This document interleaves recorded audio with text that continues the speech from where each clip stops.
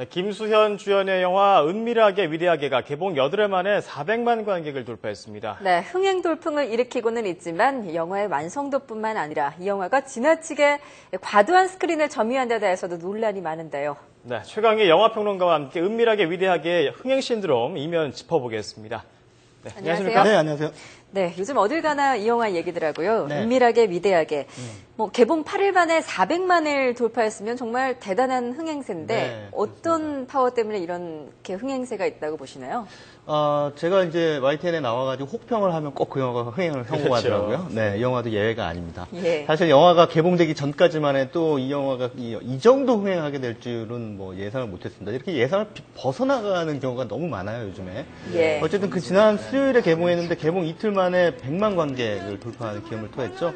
또 개봉 이튿날인 목요일이 이제 현충일 휴일이었다는 걸 감안을 해야겠습니다만 어쨌든 지난 2006년에 개봉했던 괴물 이후에 한국 영화로는 최단 기간 100만 돌파 기록을 경신을 했습니다. 예. 그 주말을 넘기면서 350만 명 정도의 관객을 모았고요. 예. 평일로 접어들면서 흥행세가 다소 주춤한 모습이긴 합니다만 그래도 박스오피스 1위를 지키면서 어제까지 누적 관객수 406만 명을 기록했습니다. 예. 예, 이 영화가 난파 간첩이 바보 역할을 한다는 네. 게 기본 이제 줄기인데, 네네. 뭐 사실 간첩 설정 영화는 이 영화 말고도 더 많이 있었죠. 어떤 영화들이 있습니까? 네, 단골 소재죠. 멀게는 지난 1999년에 개봉해서 한국 영화 최초로 600만 명 이상의 관객을 모았던 강재규 감독의 쉬리라는 작품이 있겠고요. 예. 비슷한 시기에 개봉한 그 간첩 리처진이라는 영화도 있었습니다. 난파 간첩을 소재로 한 영화였죠. 또 가깝게는 송강호 씨하고 강동원 씨가 주연했던 의형제라는 예. 작품도 있습니다. 예. 그 난파 간첩인 강동원이 남북 화해 무드 때문에 이제 북한으로부터 버려진 신세가 되죠. 그래서 국정원 출신의 송강호와 손을 잡게 된다. 뭐 이런 얘기였습니다. 이런 설정을 통해서 남북의 분단 상황에 대한 아픈 은유를 담아낸 바 있습니다. 또 최근 개봉한 유승환 감독의 영화죠. 베를린이라는 작품도 간첩들이 서로 배신과 배신을 거듭하는 그런 드라마를 독일이라는 이국적인 배경 속에서 펼쳐보인 바 있습니다. 이렇게 난파 간첩이라는 캐릭터는 한국 영화 속에서 단골 소재로 활용되고 지 오랜데요. 예. 그런데 이 영화 은밀하게 위대하게에서의 간첩은 앞선 영화들과 아주 다른 맥락을 가지고 있습니다. 그러니까 한국 사회에 대한 뭐 풍자 혹은 남북 분단의 아픔 이런 메시지를 전달해주기보다는 예. 그냥 관객들한테 웃음을 주기 위한 일종의 그 핑계 같은 장치로 활용을 하고 있다 이렇게 볼 수가 예. 있을 것 같습니다. 기존의 간첩 영화와는 좀 다르게 그냥 웃음에 초점을 맞췄다. 네. 이렇게 말씀하셨는데 네. 그러면 영화의 작품성은 좀 어떤가요? 크게 엇갈리고 있다 이렇게 말씀드리는 예. 게 적절할 것 같습니다. 한마디로 재미있게 봤다 하는 반응 그리고 시간 낭비다 이렇게 네. 이런 반응이 극과 극을 이루고 있는데요. 전반적으로는 좋은 반응보다는 예. 혹평이 더 많은 게 사실입니다. 이 영화는 그 인기 웹툰을 원작으로 하고 있는데요. 그 원작의 내용을 지나치게 충실하게 옮긴 나머지 영화적인 재미를 빠뜨리고 가는 그런 우를 범하고 있다 이런 평가를 할 수 있을 것 같습니다. 만화는 사실 조금 유치해도 용서가 되죠. 만화니까요. 근데 영화는 적정한 리얼리티가 어느 정도 확보가 돼 있어야 관객들의 몰입이나 감정이입을 이끌 수 있습니다. 그런데 예, 이 영화의 그렇죠. 경우에는 아예 그 영화 전체가 이게 만화적인 설정으로 가득 차 있는데요. 그러다 보니까 관객들 입장에서 특히 그 성인 관객들 입장에선 영화가 다소 유치하게 느껴질 수밖에 없을 것 같습니다. 예. 네, 좀 자기적인 설정이 많다는 네. 얘기인데 네네. 그럼에도 불구하고 이 영화가 이렇게 벌써 네. 400만을 넘기고 흥행세를 이어가는 이유 어디에 있을까요? 크게 두 가지 요인을 꼽을 수 있을 것 같습니다. 첫째는 역시나 그 소녀 팬들을 거느리고 있는 김수현 씨의 스타 파워겠죠. 예. 극장 가보시면은 이 영화의 많은 관객들이 소녀들입니다.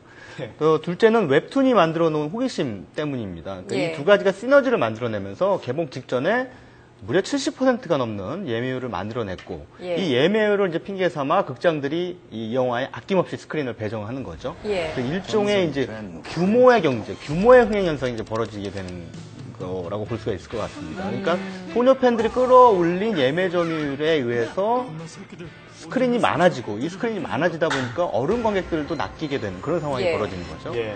그래서 이 영화는 지난 주말 한국 영화 최다 스크린인 1,300개 상영관에서 예. 관객들을 만나게 됐습니다. 이러다 보니까 극장에 가도 뭐 이 영화 말고는 볼 게 없다. 예. 이런 그 불만들이 터져 나오는 것도 사실이죠. 예.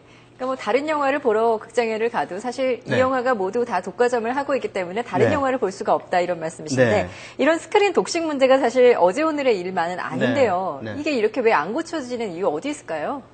어제 오늘의 문제는 아님에도 불구하고 안 고쳐지는 이유는 영화인들이 정신을 못 차려서겠죠. 예. 배급사 입장에선 최대한 많은 스크린을 확보해야 흥행에 유리하기 때문에 예. 어떻게 해서든 더 많은 상영관을 원하게 되는 게 뭐 네. 어떻게 보면 자연스러운 현상입니다. 또 예. 극장들 입장에서도 예매율이 높은 영화에 스크린을 할애하는 게 수지가 맞기 때문입니다.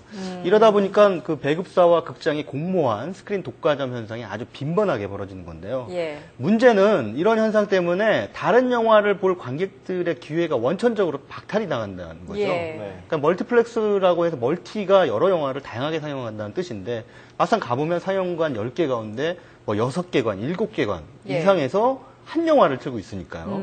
어쩔 수 없이 보게 되는 그런 상황이 되는 겁니다. 예, 맞습니다. 이런 현상이 자연스러운 시장 논리다 이런 그 주장도 있는데요. 하지만 문제는 영화는 문화입니다. 그리고 예. 생태계 입장에서 바라봐야죠. 그래서 이 영화 생태계의 건강을 해칠 수 있는 그리고 지금 위험 수준까지 왔다. 이게 예. 이제 영화계 안팎의 진단이라고 할 수 있겠습니다. 예. 좀 이게 개선이 됐으면 좋겠는데 뭐 논의하고 있는 게 있습니까? 어떻습니까? 네, 얘기들을 하고 있습니다. 지금 영화계의 그 동반성장협의회라는 게 있는데요. 예. 여기서 이제 다음 달부터는 7월부터죠. 한 영화에 지나치게 많은 스크린을 할애하는 걸 자제하기로 이제 합의를 한 상태입니다. 그런데 이건 그야말로 합의입니다. 그러니까 이 합의는 누가 안 지키면 강제력이 없는 것이죠. 예. 게다가 과도한 스크린이라는 게 도대체 얼마인지에 대한 기준점도 없습니다. 모호한 거죠. 그러니까 안 지켜도 그만인 겁니다. 그래서 과연 얼마만큼 이 합의가 지켜질 수 있을지 지금 회의의 시각이 있는 것도 사실이고요.